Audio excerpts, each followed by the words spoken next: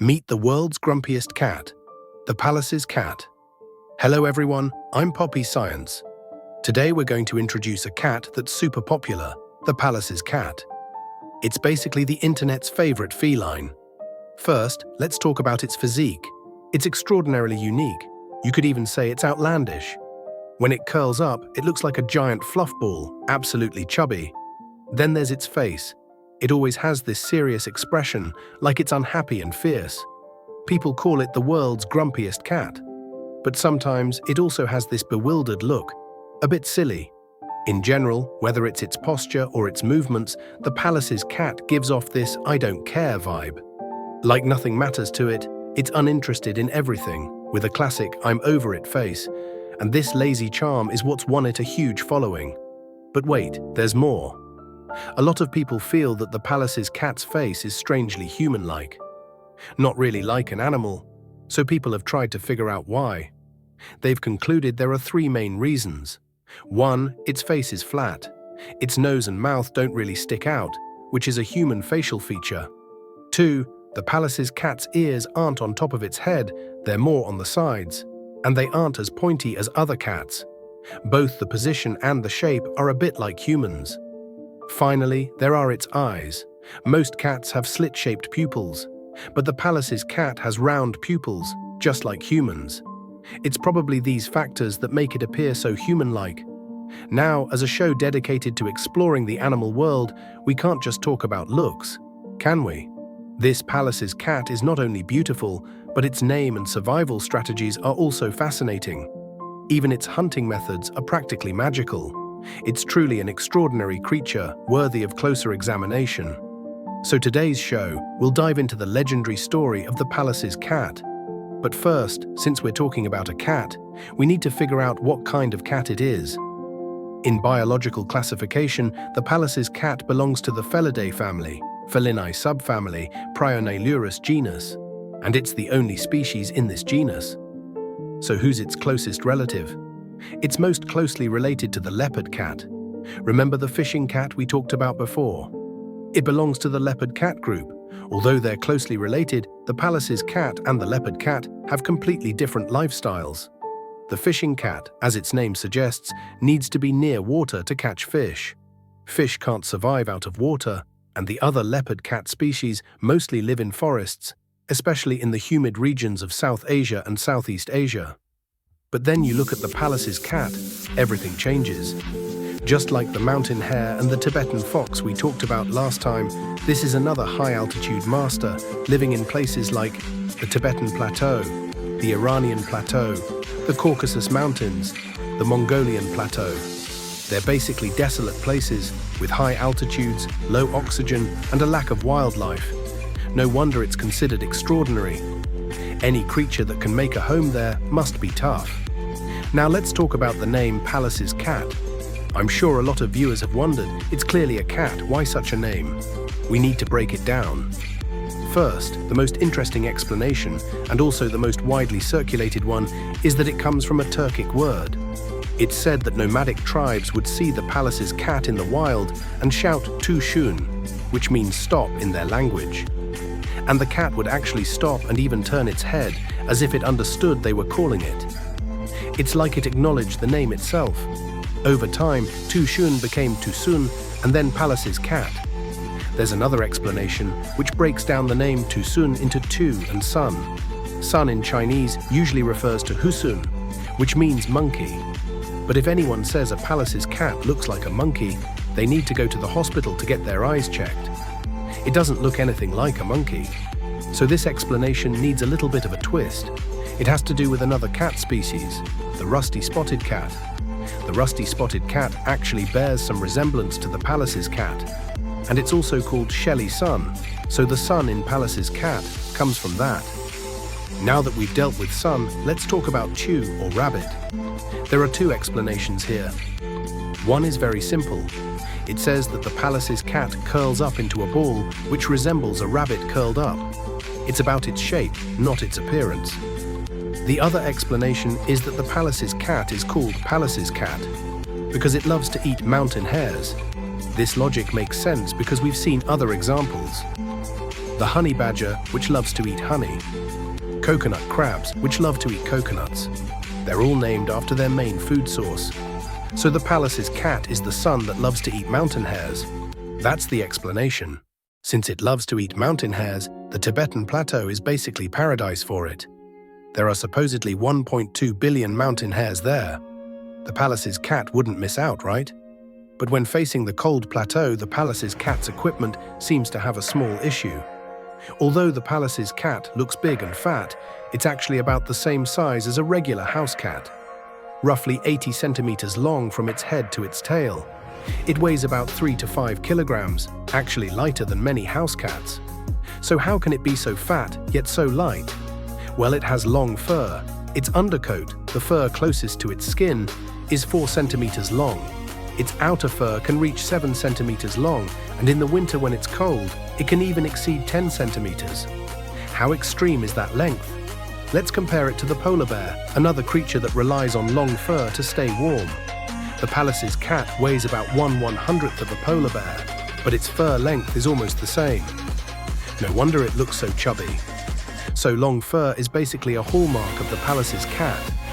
And besides being long, its fur is also incredibly dense. Each square centimeter, about the size of a fingernail, has 9,000 hairs. What does that mean? Let's have a little contest. If I had 200 hairs per square centimeter on my head, I'd be thrilled. The Pallas's cat has 45 times more. It's insane. With this fur coat, the Pallas's cat basically doesn't need to worry about the harsh plateau climate. Its activity range even extends to elevations above 5,000 meters. In 2016, a Pallas's cat in Nepal was spotted at an elevation of 5,593 meters, identified through its droppings. That's the highest recorded sighting of the Pallas's cat so far. It's truly remarkable. And although I have a collection at over 5,000 meters, scientists studying its habitat have discovered a pattern. The Pallas's cat seems to prefer areas with less snowfall in the winter. What's going on? One obvious reason is that the thicker and longer the snow, the fewer prey there will be. So it makes sense that the Pallas's cat wouldn't like that. But through observation, scientists have discovered that the lack of prey is only part of the story. The Pallas's cat itself doesn't seem to like snowy areas very much. Why? It turns out its paws seem to be sensitive to the cold. Last year, a Russian zoo had a Pallas's cat exhibit, which was really interesting. They watched as the cat crouched in the snow, and it actually put its tail under its paws.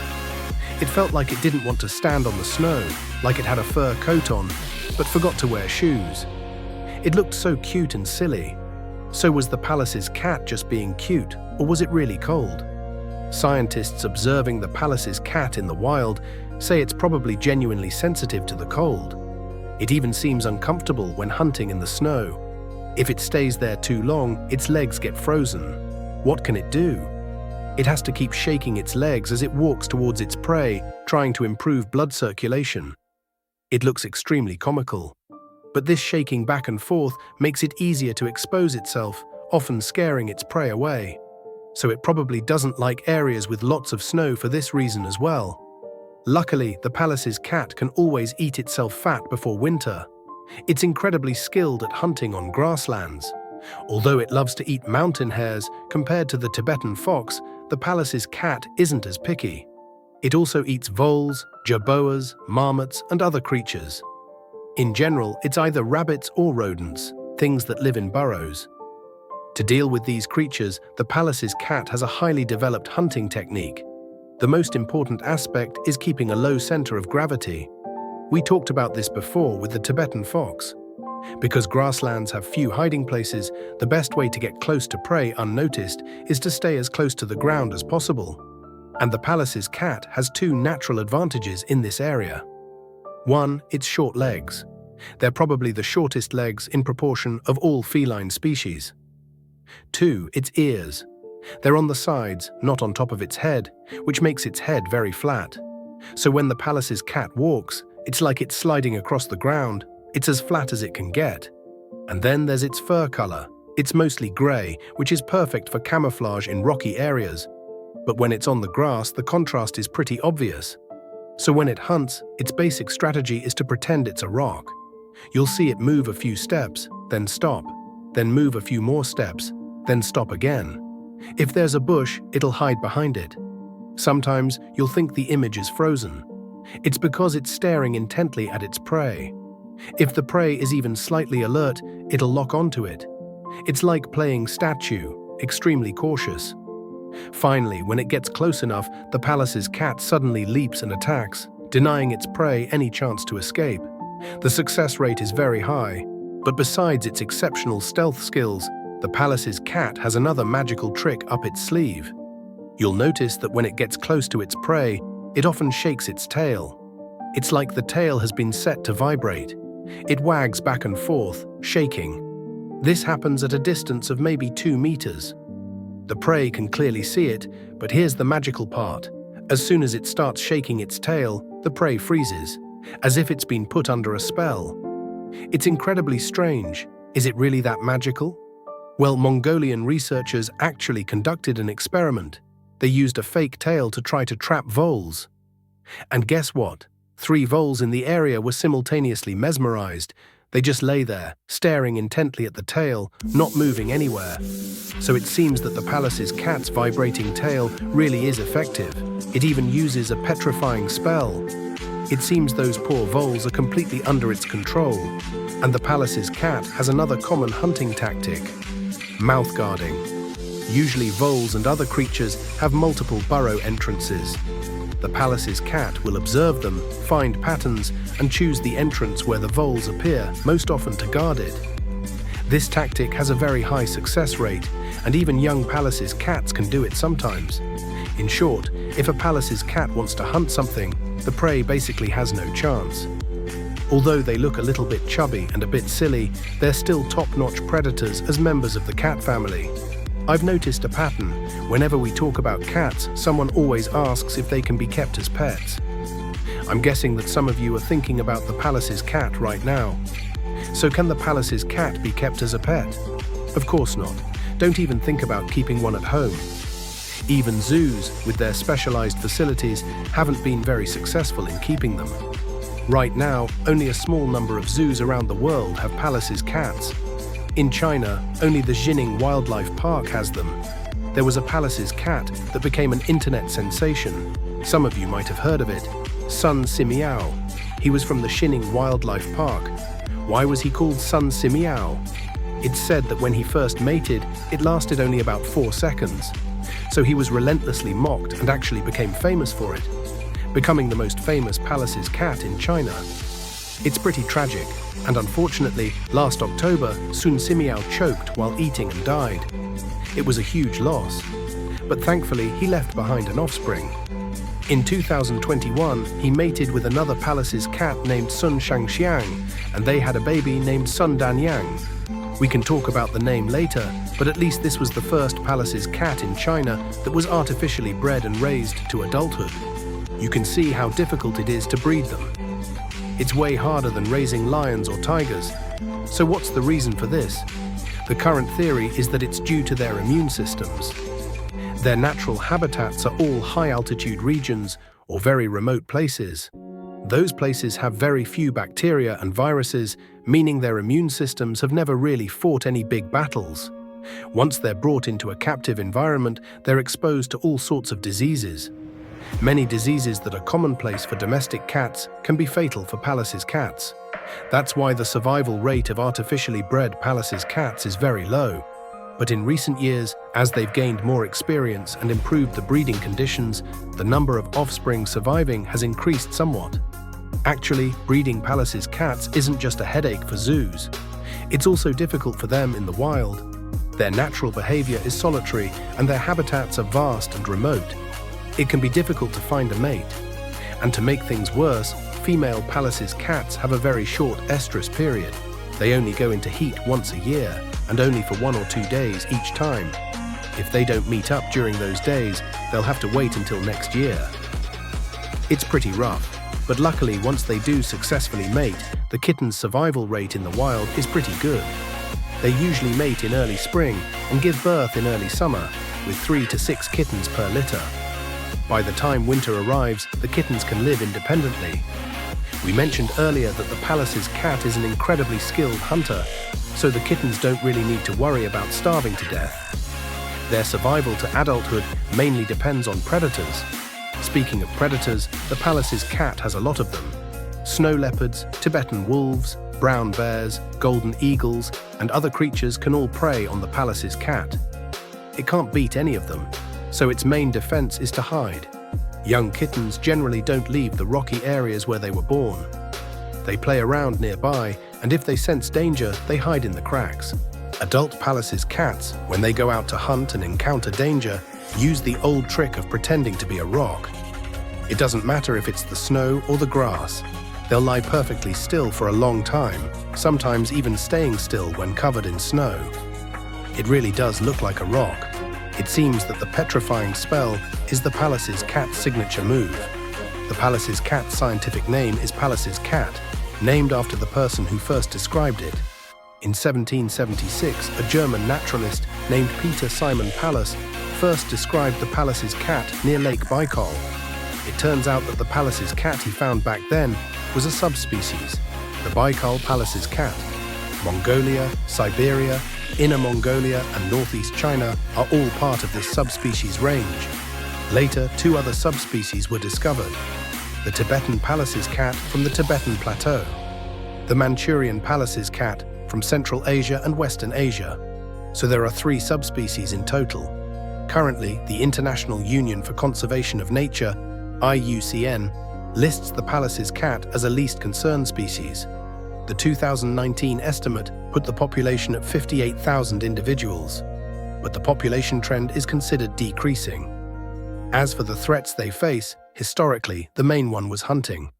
As we mentioned earlier, the Pallas's cat's fur is thick and long, making it popular on the market. There was a time when over 10,000 Pallas's cats were hunted each year. After legal protection was enacted, this trade was banned. Now the main threat is habitat loss. For example, in some grasslands, rodent control efforts have reduced the Pallas's cat's prey. And in some villages, domesticated dogs and stray dogs have become a threat. Overall, the Pallas's cat is facing more pressure than before. That already grumpy face might get even grumpier in the future. The Pallas's cat, a grumpy but fascinating feline, that already grumpy face might get even grumpier in the future. So that was the story of the Pallas's cat, a creature that might look like it's over everything, but is actually a skilled hunter with a unique and fascinating lifestyle. It's a reminder that even the seemingly mundane creatures of the animal kingdom can hold surprises and inspire awe.